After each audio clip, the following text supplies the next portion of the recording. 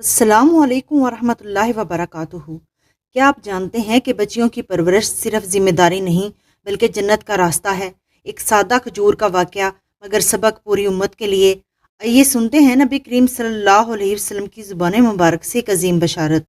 حضرت عائشہ رضی اللہ تعالیٰ عنہا بیان کرتی ہیں، میرے یہاں ایک عورت اس کے ساتھ 2 بچیاں تھیں، وہ مانگنے آئی تھی۔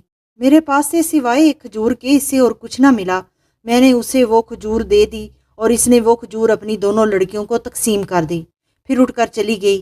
اس کے بعد حضور اکرم صلی اللہ علیہ وسلم تشریف لائے تو میں نے آپ سے اس کا ذکر کیا۔